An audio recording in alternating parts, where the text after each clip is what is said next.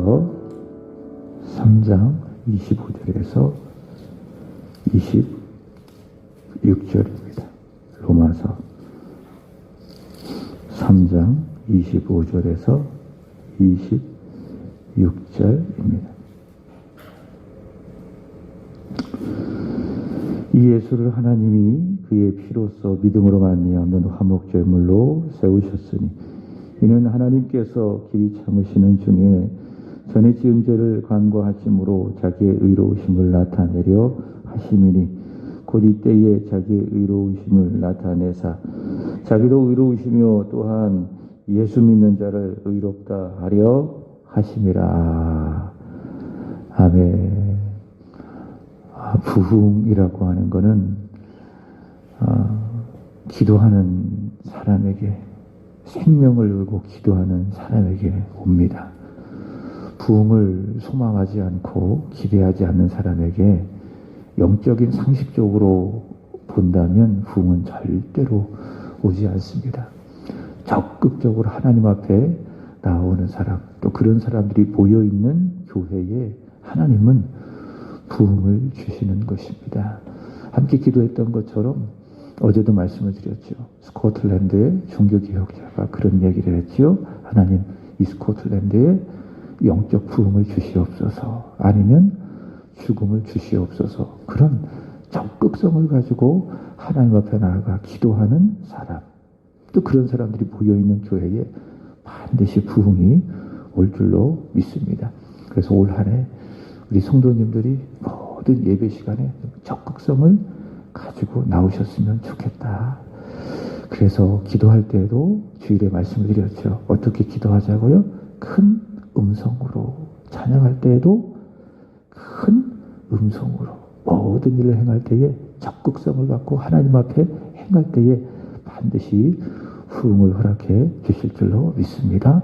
예배에는 감격이 있고, 말씀에는 은혜가 있고, 기도에는 응답이 있고, 찬양에는 기쁨이 있고, 전도에는 열매가 있고, 반드시 이렇게 될 거예요. 소망 가운데 그렇게 적극성, 믿음을 갖고 나아가는 저와 여러분이 되기를 축복합니다. 자, 어제는 그리스도의 십자가는 어떤 십자가라고 말씀을 드렸죠? 벌써 잊어버리셨어요? 능력의 십자가다. 그렇게 말씀을 드렸습니다. 십자가라고 하는 것은 죄인을 죽이는 사형틀이지요. 오늘날로 말한다면은 교수형을 처하는 그 교수형 틀, 그것이 바로 그 당시의 십자가였습니다. 예수님 당시의 십자가. 그러니까 국가의 반역을 하고 가장 극악한 죄인을 처형하는 사형틀이 십자가다. 이 십자가라고 하는 것은 그 당시 사람들에게 어떤 생각을 갖고 있었는가? 유대인들에게는 거리끼는 것이다. 왜냐하면은 나무에 달린 자마다 하나님의 저주를 받았다라고 그들이 생각하고 있었기 때문에 유대인들에게는 이 십자가가 거리끼는 것이었다. 그 다음에 유대인을 제외한 나머지 모든 사람들을 이방인 또는 헬라인이라고 이야기하죠. 헬라인들은 고급한 지혜를 추구하는 존재들인데 그들에게 있어서 십자가는 무엇이었습니까? 미련한 것이었다. 정신 박약하나 추구하는 그런 아주 미련한 것이 무엇이었는가? 바로 십자가였다. 우리 현대에 있어서는 저 십자가가 사람을 구원한다? 사람들이 생각하기에 비상식적인 것이지요. 바로 이런 것이 십자가입니다. 유대인들에게는 거리끼는 것이고 헬라인들에게는 미련한 것이고 오늘 현대인들에게는 비상식적인 것이지만은 그렇지만은 믿음 있는 사람에게, 믿어 구원받은 사람에게 십자가는 무엇입니까? 하나님의 능력이다. 믿음 있는 사람에게 십자가는 죄인을 구원하시는 하나님의 능력이다라는 거예요. 하나님은 우리의 모든 죄를 십자가에서 다 처리하셨기 때문에, 그래서 우리가 예수를 믿는다라고 했을 때에 십자가를 믿는 믿음을 말하는 것이기 때문에 믿은 우리에게 십자가는 무엇입니까? 미련한 것도 아니고 거리끼는 것도 아니고 비상식적인 것도 아니고 하나님의 능력이다. 우리의 모든 죄를 사하는 하나님의 능력, 그것이 바로 그리스도의 십자가이다 라고 하는 겁니다. 그래서 여러분, 부흥이라고 하는 것은 십자가를 재발견하면서부터 시작이 되는 거예요. 내 믿음의 부흥은 십자가를 다시 믿을 때 시작되는 거예요. 그리고 교회의 부흥은 그 십자가를 붙들고 그 십자가를 찬양하고 십자가로 기도하고 그 십자가를 다시 선포할 때에 교회의 부흥이 일어난다. 왜냐? 십자가는 능력이기 때문에. 자, 오늘은 공의의 십자가에 대한 말씀을 전하도록 하겠습니다. 신명기 보겠습니다. 32장 4절입니다. 시작. 그런 반석이시니 그가 하신 일이 완전하고 그의 모든 길이 정의롭고 진실하고 거짓이 없으신 하나님이시니 공의로우시고 바르시도다. 자, 이 말씀 속에서 하나님의 성품을 여러 가지로 표현하고 있는데 그 중에 하나가 무엇인가 하면 하나님은 공의로우시다라는 거예요. 하나님은 공의로우시도다. 바르시도다. 특별히 인간의 죄와 관련해서 하나님이 공의로우시다라고 하는 것은 어떤 의미인가 하면은 하나님은 죄를 싫어하신다. 인간의 죄를 참 싫어하시고 그리고 그 죄에 대하여 하나님은 반드시 벌하신다. 그 죄를 반드시 처벌하신다. 그것이 무엇입니까? 하나님은 공의로우시다라고 하는 개념이에요. 인간의 죄와 관련을 해서. 이 하나님의 공의로우심은요, 창세기 3장에 나타나 있습니다. 인간이 하나님의 말씀에 불순종했죠. 하나님께서 자신의 형상을 따라 사람을 지으시고 그 인간에게 많은 하늘의 축복들을, 땅에 기름진 복들을 부어주셨습니다. 사람에게 말씀하시기를 동산 안에 있는 모든 나무 열매를 너희가 다 먹을 수 있지만 그러나 동산 중앙에 있는 열매는 먹지 말아라. 이것이 무엇입니까? 사람에게 주셨던 하나님의 말씀이라는 거예요. 근데 사람이 그 하나님의 말씀에 불순종했죠. 왜 그렇습니까? 하나님처럼 되고자 하는 교만 때문에. 그 죄가 뭡니까? 불순종이 죄예요. 그리고 교만함이 죄예요. 내 마음에 하나님이 없고 내 스스로 내 스스로 하나님이 되려고 하는 그것이 바로 죄다. 그 교만으로 그 죄를 행함으로 말미암아 인간은 부패하고 타락하게 되었습니다. 불순종한 사람에게 저주가 임했죠. 남자에게는 어떤 저주가 임했습니까? 창세기 3장 19절의 말씀을 보시면은 흙으로 들어갈 때까지 얼굴에 땀을 흘려야 먹을 것을 먹게 될 것이다. 그러니까 범죄하기 이전에는 남자는 굳이 땀을 흘리지 않아도 많은 것들을 풍족하게 먹을 수가 있었어요. 그러나 범죄하니 하나님의 공의 심판을 받아서 어떻게 살아야 되는가? 땀을 흘리면서 살아야 돼. 일생 수고하고 애써야 그저 먹고 살 수 있는 그런 존재가 되었습니다. 그게 남자예요. 여자에게는 어떤 형벌이 주어졌습니까? 창세기 3장 16절의 말씀을 보시면 임신하는 고통. 그는 남편을 원하고 남편은 그를 다스리는 것이다 라고 하는 것입니다. 바로 그런 고통이 주어졌습니다. 그리고 인간은 저주와 수치를 다 짊어지고 에덴 동산에서 쫓겨나는 것을 볼 수가 있습니다. 이것이 무엇입니까? 죄를 싫어하시고 죄를 처리하시는 하나님의 공의로우심을 보여주고 있습니다. 예수 그리스도의 십자가도 바로 그 하나님의 공의를 잘 보여주고 있습니다. 하나님은요, 공의로우신 분이십니다. 그래서 인간의 죄를 적당히 넘어가거나 눈 감아 주실 수가 없습니다. 만약 사람이 죄를 지으면서도 그 인간을 하나님께서 처벌하시지 않는다면 하나님은 공의롭지 못하신 하나님. 하나님은 하나님께 반역한 인간의 죄를 반드시 드러내시고 행하신 대로 처벌하시는 공의로우신 하나님. 그런데 하나님께서 그 인간의 죄를 드러내시고 처벌하려면 하나님께서 사람을 처벌하셔야 되는데 하나님은 그렇게 하지 않으신 거예요. 어떻게 하셨느냐?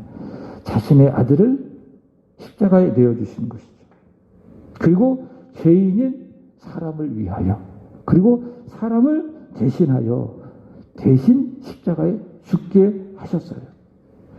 그래서 십자가에 달리신 예수님, 죄인을 위하여 죄인을 대신하여 인간의 모든 죄를 다 짊어지시고 십자가에서 죽으시고 십자가에서 물과 피를 다 쏟아내시고 십자가에서 자신의 몸을 버리심으로 말미암아 공의로우신 하나님께 그 만족을 드리신 것이다 라고 하는 겁니다. 그래서 그리스도의 십자가는 어떤 십자가인가? 어떤 십자가입니까?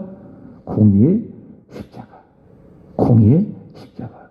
사도 바울이요, 복음을 설명하면서 로마서 1장 17절에 이런 이야기를 했습니다. 복음에는 하나님의 의가 나타났다.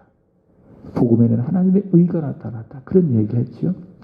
거기서 말하는 복음은 뭐냐? 물론 전체적으로 보면 예수 그리스도를 말해서 복음이라고 이야기합니다. 복음적이다라고 하는 것은 예수적을 의미하는 거예요. 그러니까 복음은 예수님이에요. 예수님을 떠나서 복음은 설명될 수가 없어요. 예수님 없이 복음은 가짜 복음이에요. 근데 사도 바울이 말하는 복음, 그 복음에는 항상 십자가가 있습니다. 복음에는 하나님의 의가 나타났다. 십자가에는 하나님의 공의가 나타났다. 그 말이에요. 그래서 그거를 믿으면 의롭게 되어진다. 그것이 사도 바울이 말한 내용 아니겠습니까? 그리스도의 십자가에는 하나님의 공의가 나타났다.